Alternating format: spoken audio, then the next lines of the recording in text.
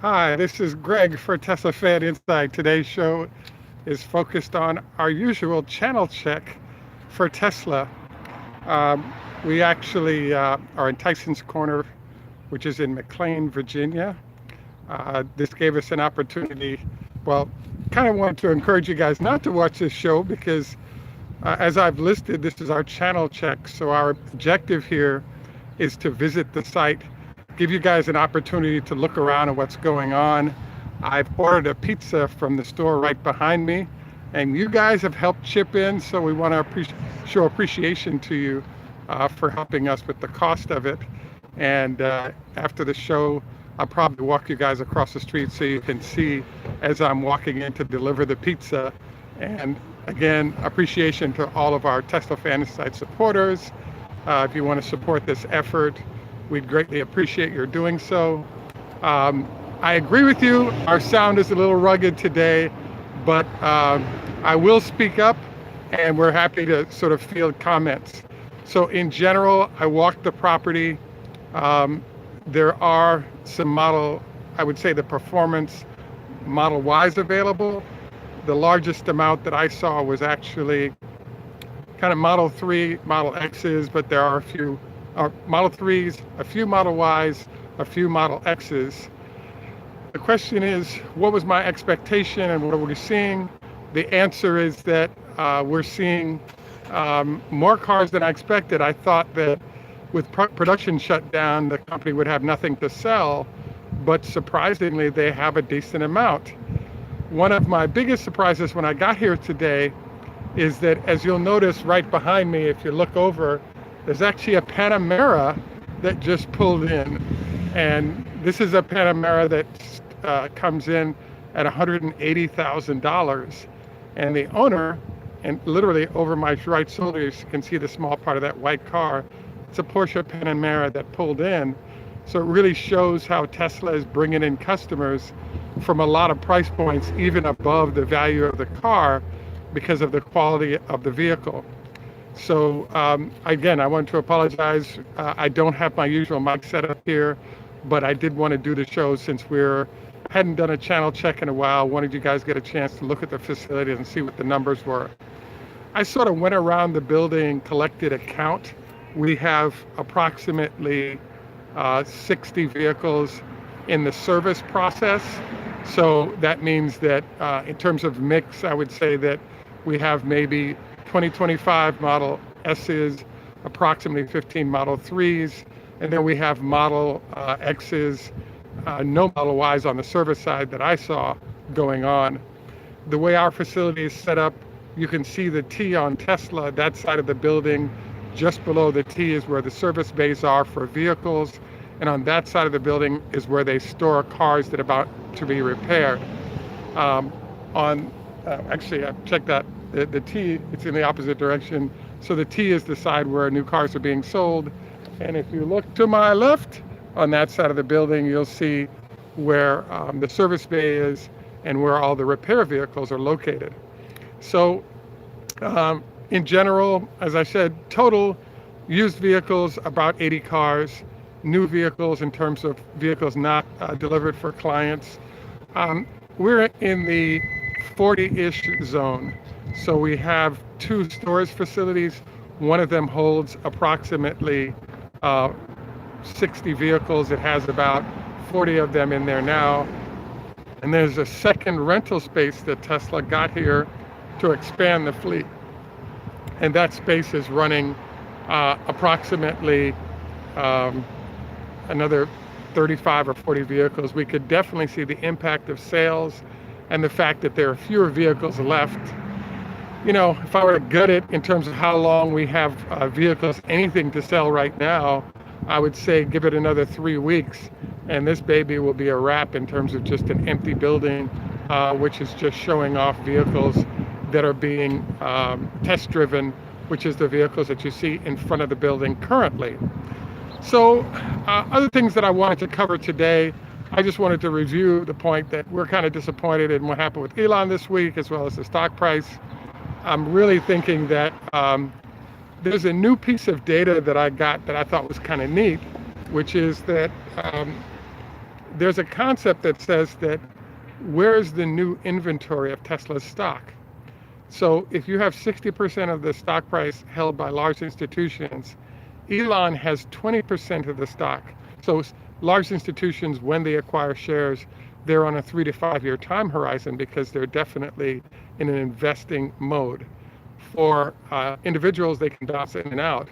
But if you add up 60% of them are long holders and add 20% to, let's say 25% of the shares are held by Elon and his crew, be it senior managers, etc., you have an interesting problem here, which is that, call it 80-85% of the shares of Tesla are held and not in motion to be sold or bought. So this really highlights why we could really see acceleration in value of the stock based on the limited float that we're experiencing. So might be something to think about in your calculations as you're thinking about investing in Tesla, how the numbers work and why. How about a new concept that was shared with me by a hedge fund expert and an investment manager, and he was just saying, where's the inventory of shares of Tesla for anyone to buy and sell? And the answer is there's not much inventory, hence that begets massive change in value of the stock price and all these other things we tend to see in terms of what happens with Tesla and its stock price. So so the next thing I wanted to cover is, for those of you who watch us a lot, we're in the middle of what we call the 3-day rule. So starting on Monday, heading into Wednesday, the large institutions that have seen the earnings numbers from this week now get a chance to make a statement. I agree from all of you who lost money that Elon's comments were not fun, but the reality is that when you look at institutions, because they're on a 3 to 5 year time frame, their focus points tend to be different than short-term managers.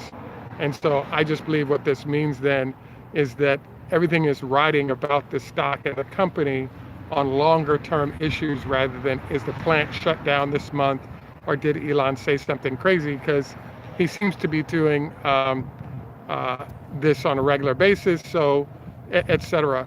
So by the way, I again wanted to thank you. I do not have my mic with me, and we're sort of guerrilla style today with my tripod in the trunk broke, so I'm battling a little bit, and we appreciate your indulgence.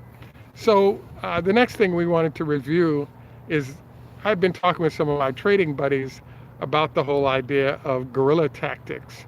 So what I mean by that is that, let's say in a military parlance, you have 2 stands of trees separated by 500 yards. Every day, folks have been making the traverse between those trees successfully, and then the enemy finds out a way to put snipers in those trees.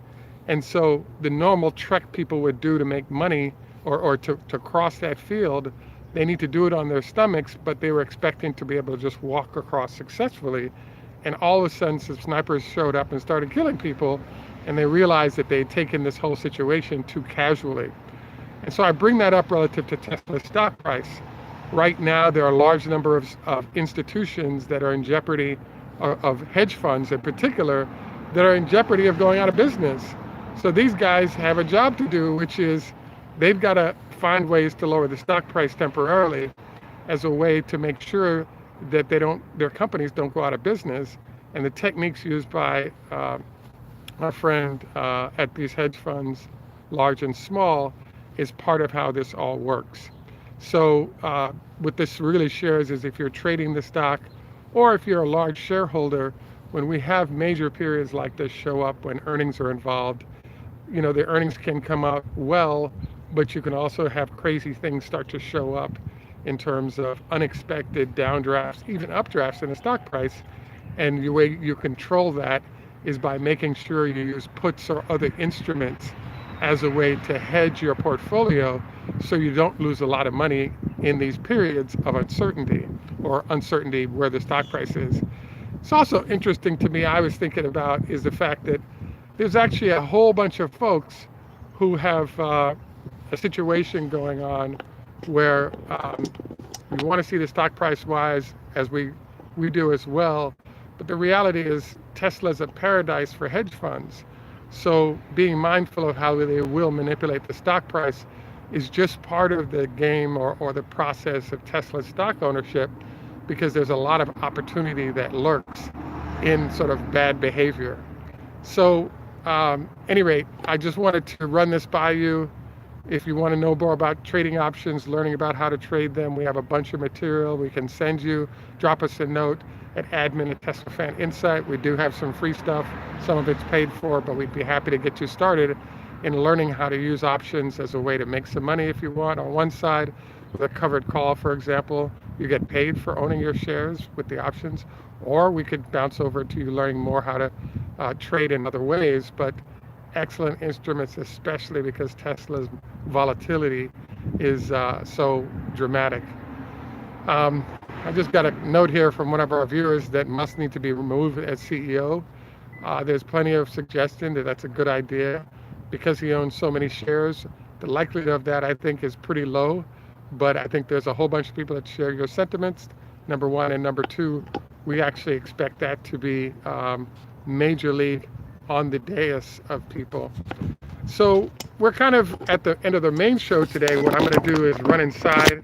We're going to go grab our pizza, and then I wanted to keep shooting until we got into the building, because it got me a chance to take a look at the inventory at the front of the building as we're going in, and then we'll just drop the pizza off, end the day with that kind of visual. So let me step right in here, and I have a large pizza. Can I say cheese? Thank you, sir. Thanks, Ben. Oh. So as I said, Papa John's is right across the street. You guys have noticed when channel check, I typically will roll in and drop off a pizza for the workers here to thank them for helping us out. And this is the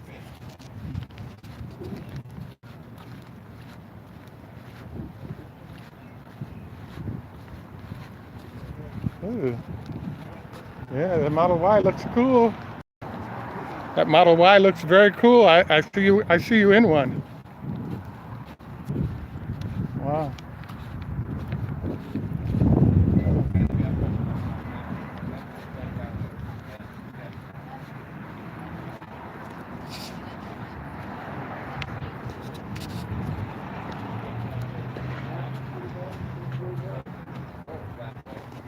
Hi, I'm from Teslafaninsight.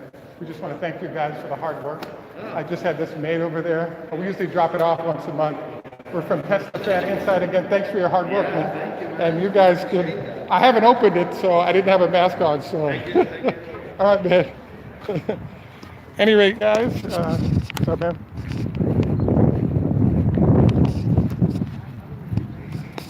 So I want to thank you guys for the indulgence here. As you can see, we got some Model Ys being displayed. We have some Model X's here up front. I did want to do one last thing as I'm walking back to the car. I wanted to show you guys the 180G Panamera that's chilling in the parking lot, which is right here. Wow, check that out, man. $180,000. The Porsche family hanging out, looking at buying a Tesla. And so very, very cool. At any rate, I want to thank all of you for joining us. This is Greg for Teslafaninsight. We want to say, don't forget your 25 leg lifts, no more than once a week fried foods. In German we say tschüss, au revoir French, lehitro, Hebrew, hoda hafez Farsi. Thanks for helping us to afford the pizza to buy for these guys today. We want to note, we hope that we get a nice bump on Monday, which we're looking forward to. And please take time to like, subscribe. And again, thank you to our Patreon supporters. Have a great day. And sorry about the shaky video. we're working on it, but this is a channel check and you got a chance to see what the channel looks like. Have a great day and bye for now.